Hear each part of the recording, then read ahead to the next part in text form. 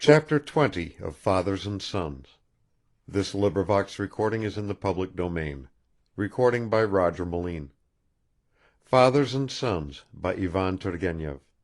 Translated by Richard Hare. Chapter 20.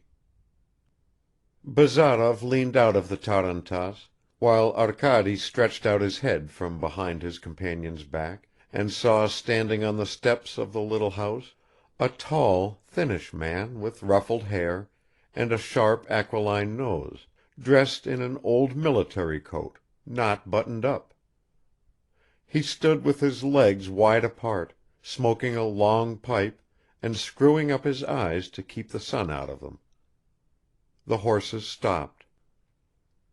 "Arrived at last!" exclaimed Bazarov's father, still continuing to smoke, though the pipe was fairly jumping up and down between his fingers.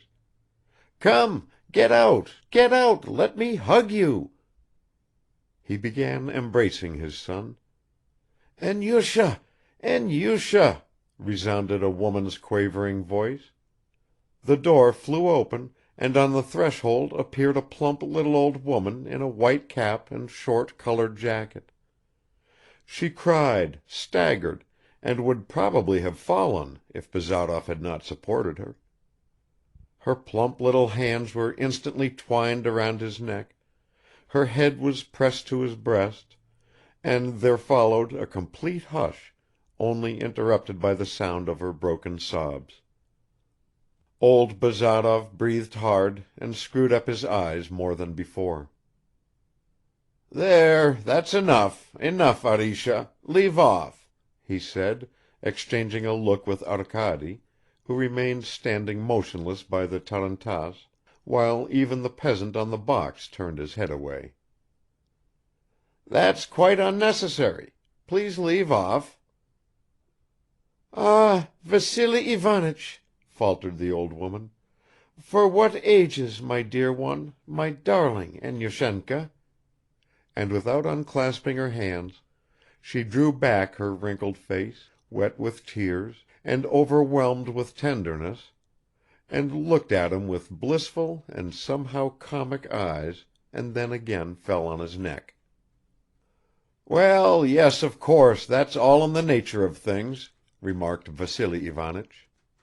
"Only we had better come indoors. Here's a visitor arrived with Evgeny. You must excuse this," he added, turning to Arkady and slightly scraping the ground with his foot. "You understand, a woman's weakness and, well, a mother's heart." His own lips and eyebrows were quivering and his chin shook, but obviously he was trying to master his feelings and to appear almost indifferent. Arkady bowed. "Let's go in, mother, really," said Bazarov, and he led the enfeebled old woman into the house. He put her in a comfortable armchair, once more hurriedly embraced his father, and introduced Arkady to him. "Heartily glad to make your acquaintance," said Vassily Ivanitch, "but you mustn't expect anything grand. We live very simply here, like military people. Arina Vlasyevna, pray calm yourself. What faint-heartedness! Our guest will think ill of you." "My good sir," said the old woman through her tears, "I haven't the honor of knowing your name and your father's." "Arkady Nikolaevich," interposed Vassily Ivanitch solemnly, in a low voice. "Excuse a foolish old woman like me." She blew her nose and, bending her head from left to right, she carefully wiped one eye after the other. "You must excuse me. I really thought I should die, that I should not live to see again my darling." "Well, and here we have lived to see him again, madam," put in Vassily Ivanovich. "Tanyushka," he said, turning to a bare-legged little girl of 13 in a bright red cotton dress, who was shyly peeping in at the door, "bring your mistress a glass of water on a tray, do you hear? And you, gentlemen," he added with a kind of old‐fashioned playfulness, Allow me to invite you into the study of a retired veteran." "Just once more let me embrace you, Enyushka," groaned Arina Vlasyevna. Bazarov bent down to her. "Gracious, how handsome you've grown!" "Well, I don't know about being handsome," remarked Vassily Ivanovich, "but he's a man, as the saying goes, homme fait. And now, I hope, Arina Vlasyevna, having satisfied your maternal heart, you will turn your thoughts to satisfying the appetites of our dear guests, because, as you know, even nightingales can't be fed on fairy tales." The old lady rose from her chair. "This very minute, Vassily Ivanovich, the table shall be laid. I will myself run to the kitchen and order the samovar to be brought in. Everything will be ready, everything. Why, for 3 whole years I have not seen him, have not been able to give him food or drink. Is that nothing?" "Well, you see to things, little hostess. Bustle about. Don't put us to shame. And you, gentlemen, I beg you to follow me. Here is Timofeich come to pay his respects to you, Evgeny. And the old dog, I dare say he too is delighted. Aye, aren't you delighted, old dog? Be so good as to follow me." And Vassily Ivanovich went bustling ahead, shuffling and flapping with his down-at-heel slippers. His whole house consisted of 6 tiny rooms. One of these, the one into which he led our friends, was called the study. A thick-legged table, littered with papers blackened by an ancient accumulation of dust as if they had been smoked, occupied the whole space between the 2 windows. On the walls hung Turkish firearms, whips, a saber, 2 maps, some anatomical diagrams, a portrait of Hufeland, a monogram woven out of hair in a blackened frame, and a diploma under glass. A leather sofa, torn and worn hollow in places, stood between 2 huge cupboards of Karelian birchwood. On the shelves, books, little boxes, stuffed birds, jars and vials were crowded together in confusion. In one corner lay a broken electric battery. "I warned you, my dear guest," began Vassily Ivanovich, "that we live, so to speak, bivouacking." "Now stop that, what are you apologizing for?" Bazarov interrupted. "Kirsanov knows very well that we're not Croesuses and that you don't live in a palace. Where are we going to put him? That's the question." "To be sure, Evgeny, there's an excellent room in the little wing. He will be very comfortable there." "So you've had a wing built on?" "Of course, where the bathroom is," put in Timofeich. "That is, next to the bathroom," Vassily Ivanovich added hurriedly. "It's summer now. I will run over there at once and arrange things. And you, Timofeich, bring in their luggage meanwhile. Of course I hand over my study to you, Evgeny. Tsuamsik." "There you have him, a most comical old chap and very good-natured," remarked Bazarov as soon as Vassily Ivanovich had gone. "Just as queer a fish as yours, only in a different way. He chatters too much." "And your mother seems a wonderful woman," remarked Arkady. "Yes, there's no humbug about her. You just see what a dinner she'll give us." "They weren't expecting you today, sir, they've not brought any beef," observed Timofeich, who was just dragging in Bazarov's trunk. "We shall manage all right even without beef. You can't squeeze water from a stone. Poverty, they say, is no crime." "How many serfs has your father?" asked Arkady suddenly. "The property is not his, but mother's. There are 15 serfs, if I remember." "22 in all," added Timofeich in a dissatisfied tone. The shuffling of slippers was heard, and Vassily Ivanovich reappeared. "In a few minutes your room will be ready to receive you," he exclaimed triumphantly. "Arkady, Nikolaich, I think that's how I should call you. And here is your servant," he added, indicating a boy with close-cropped hair, who had come in with him, wearing a long blue caftan with holes in the elbows, and a pair of boots which did not belong to him. "His name is Fedka. I repeat again, though my son has forbidden it, you must not expect anything grand. But this fellow knows how to fill a pipe. You smoke, of course?" "I prefer to smoke cigars," answered Arkady. "And you're quite right there. I like cigars myself, but in these remote parts it is extremely difficult to get them." "Enough crying poverty," interrupted Bazarov. "You had better sit down on the sofa here and let us have a look at you." Vassily Ivanovich laughed and sat down. His face was very much like his son's, only his brow was lower and narrower, his mouth rather wider, and he never stopped making restless movements, shrugged his shoulders as though his coat cut him under the armpits, blinked, cleared his throat and gesticulated with his fingers, whereas his son's most striking characteristic was the nonchalant immobility of his manner. "Crying poverty," repeated Vassily Ivanovich. "You must suppose, Evgeny, that I want our guest, so to speak, to take pity on us, by making out that we live in such a wilderness. On the contrary, I maintain that for a thinking man there is no such thing as a wilderness. At least I try, as far as possible, not to grow rusty, so to speak, not to fall behind the times." Vassily Ivanovich drew out of his pocket a new yellow silk handkerchief, which he had found time to snatch up when he ran over to Arkady's room, and flourishing it in the air, he went on: "I am not speaking now of the fact that I, for instance, at the cost of quite considerable sacrifices to myself, have put my peasants on the rent system and given up my land to them in return for half the proceeds.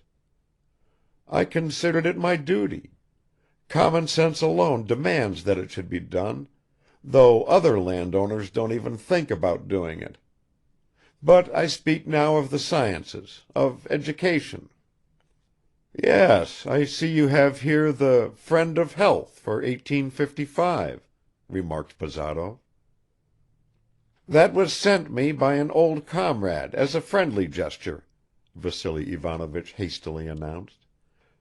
"But we have, for instance, some idea even of phrenology," he added, addressing himself principally to Arkady, and pointing out a small plaster head on the cupboard, divided into numbered squares. "Even Schönlein is not unknown to us, and Rademacher." "Do people still believe in Rademacher in this province?" inquired Bazarov. Vassily Ivanovich cleared his throat. "In this province? Of course, gentlemen, you know better. How could we keep pace with you? You are here to take our places. Even in my time there was a so-called humoralist Hoffman, and a certain Brown with his vitalism. They seemed very ridiculous to us, but they, too, had great reputations at one time. Someone new has taken Rademacher's place with you, you bow down to him, but in another 20 years it will probably be his turn to be laughed at." "For your consolation I can tell you," said Bazarov, "that we nowadays laugh at medicine altogether and bow down to nobody." "How do you mean? Surely you want to be a doctor?" "Yes, but the one doesn't prevent the other." Vassily Ivanovich poked his middle finger into his pipe, where a little smoldering ash was left. "Well, perhaps, perhaps. I'm not going to dispute. What am I? A retired army doctor. Voilà tout. And now farming has fallen to my lot. I served in your grandfather's brigade," he addressed himself to Arkady again. "Yes, yes, I have seen many sights in my time. And I mixed with every kind of society. I myself, the man you see before you, have felt the pulse of Prince Wittgenstein and of Zhukovsky. They were in the Southern Army, the 14th, you understand." And here Vassily Ivanovich pursed his lips significantly. "I knew them all inside out. Well, well, but my work was only on one side. Stick to your lancet and be content. Your grandfather was a very honorable man and a real soldier." "Confess, he was a regular blockhead," remarked Bazarov lazily. "Ah, Evgeny, how can you use such an expression? Do consider. Of course, General Kirsanov was not one of those—" "Well, drop him," interrupted Bazarov. "As I was driving along I was pleased to see your birch plantation. It has sprung up admirably." Vassily Ivanovich brightened. "And you must see the little garden I've got now. I planted every tree myself. I have fruit, raspberries and all kind of medicinal herbs. However much you young gentlemen may know, old Paracelsus spoke the sacred truth, in herbis, verbis et lapidibus. I've retired from practice, as you know, but at least twice a week something happens to bring me back to my old work. They come for advice, I can't drive them away, and sometimes the poor people need help. Indeed, there are no doctors here at all. One of the neighbors here, a retired major, just imagine it, he doctors the people too. I ask the question, 'Has he studied medicine?' They answer, 'No, he hasn't studied, he does it more from philanthropy.' Ha ha! From philanthropy! What do you think of that? Ha ha!" "Fedka, fill me a pipe," said Bazarov sternly.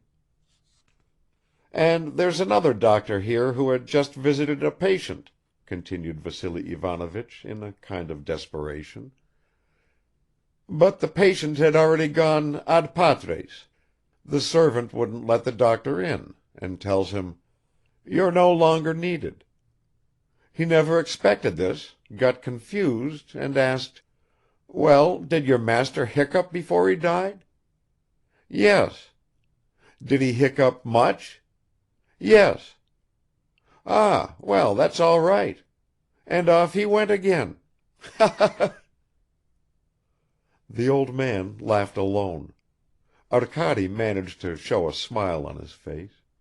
Bazarov merely stretched himself. The conversation continued in this way for about an hour. Arkady found time to go to his room, which turned out to be the anteroom to the bathroom, but it was very cozy and clean. At last Tanyushka came in and announced that dinner was ready.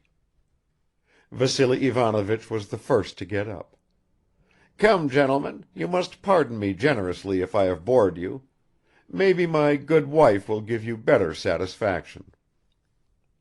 The dinner, though hastily prepared, was very good and even abundant; only the wine was not quite up to the mark, it was sherry, almost black, bought by Timofeich in the town from a well-known merchant, and it had a flavor of copper or resin; the flies also were a nuisance.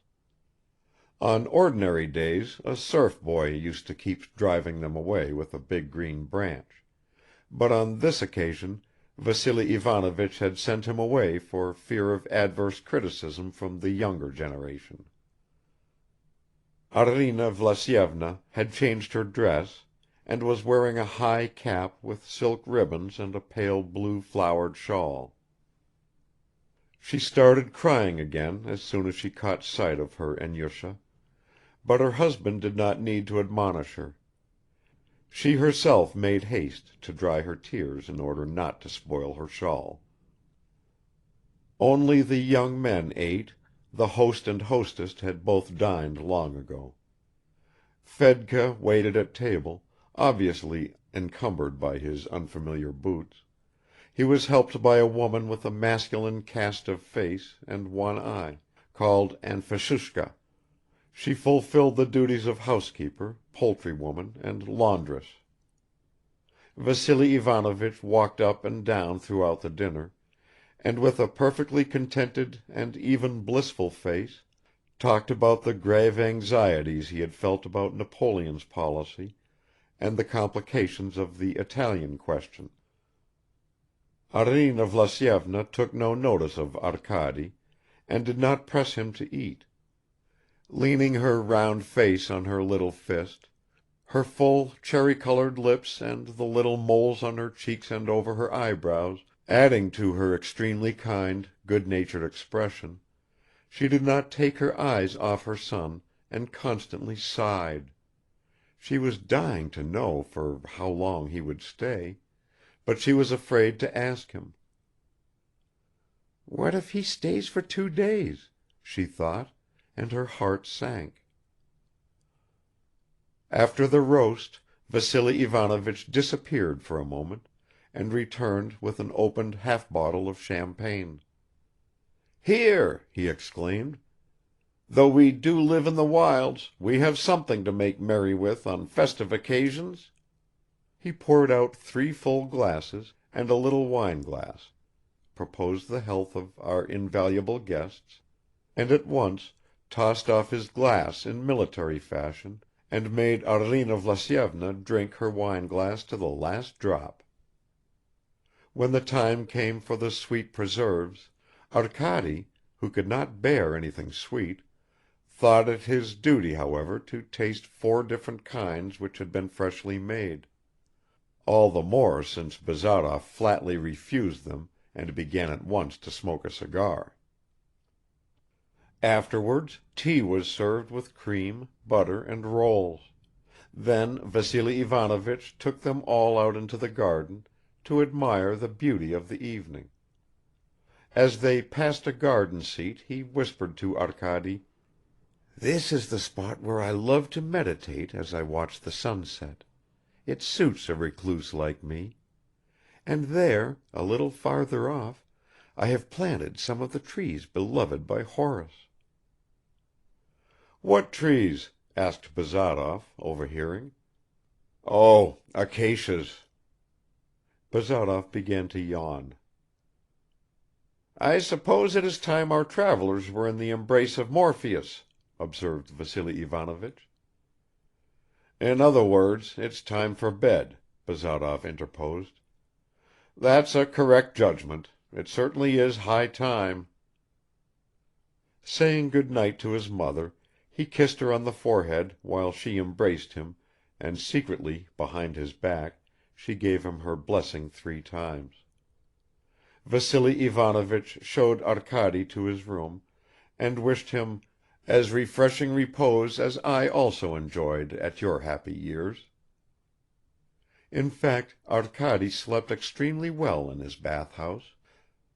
It smelt of mint, and 2 crickets behind the stove rivaled each other in their prolonged drowsy chirping. Vassily Ivanovich went from Arkady's room to his own study, and settling down on the sofa at his son's feet, was looking forward to having a chat with him. But Bazarov sent him away at once, saying he felt sleepy, but he did not fall asleep till morning. With wide open eyes he stared angrily into the darkness. Memories of childhood had no power over him, and besides he had not yet been able to rid himself of the impression of his recent bitter experiences. Arina Vlasyevna first prayed to her heart's content, then she had a long, long conversation with Anfisushka, who stood rooted to the spot in front of her mistress, and fixing her solitary eye upon her, communicated in a mysterious whisper all her observations and conjectures about Evgeny Vassilovich. The old lady's head was giddy with happiness, wine and tobacco smoke. Her husband tried to talk to her, but with a wave of the hand he gave it up. Arina Vlasyevna was a genuine Russian lady of olden times. She ought to have lived 2 centuries before, in the ancient Moscow days. She was very devout and emotional. She believed in fortune-telling, charms, dreams and omens of every conceivable kind. She believed in the prophecies of crazy people, in house spirits, in wood spirits, in unlucky meetings, in the evil eye, in popular remedies. She ate specially prepared salt on Holy Thursday, and believed that the end of the world was close at hand. She believed that if on Easter Sunday the candles did not go out at vespers, then there would be a good crop of buckwheat, and that a mushroom will not grow after a human eye has seen it. She believed that the devil likes to be where there is water, and that every Jew has a blood-stained spot on his breast. She was afraid of mice, of snakes, of frogs, of sparrows, of leeches, of thunder, of cold water, of draughts, of horses, of goats, of red-haired people and of black cats. She regarded crickets and dogs as unclean animals. She never ate veal, pigeon, crayfish, cheese, asparagus, Jerusalem artichokes, hares, or watermelons, because a cut watermelon suggested the head of John the Baptist. She could not speak of oysters without a shudder. She enjoyed eating, but strictly observed fasts. She slept 10 hours out of the 24, and never went to bed at all if Vassily Ivanovich had so much as a headache. She had never read a single book, except Alexis or The Cottage in the Forest. She wrote 1 or at most 2 letters in a year, but she was an expert housewife, knew all about preserving and jam-making, though she touched nothing with her own hands, and was usually reluctant to move from her place. Arina Vlasyevna was very kind-hearted, and in her own way far from stupid. She knew that the world is divided into masters whose duty it is to command, and simple people whose duty it is to serve, and so she felt no disgust for servile behavior or bowing to the ground, but she treated affectionately and gently those in subjection to her, never let a single beggar go away empty-handed, and never spoke ill of anyone, though she was fond of gossip. In her youth she had been very pretty, had played the clavichord and spoken a little French, but in the course of many years of wandering with her husband, whom she had married against her will, she had grown stout and forgotten both music and French. Her son she loved and feared unutterably. She had handed over the management of her little estate to Vassily Ivanovich, and she no longer took any part in it. She would groan, wave her handkerchief and raise her eyebrows higher and higher in horror directly her old husband began to discuss impending land reforms and his own plans. She was apprehensive, always expecting some great calamity, and would weep at once whenever she remembered anything sad. Nowadays such women have almost ceased to exist. God knows whether this should be a cause for rejoicing. End of chapter 20. Recording by Roger Moline.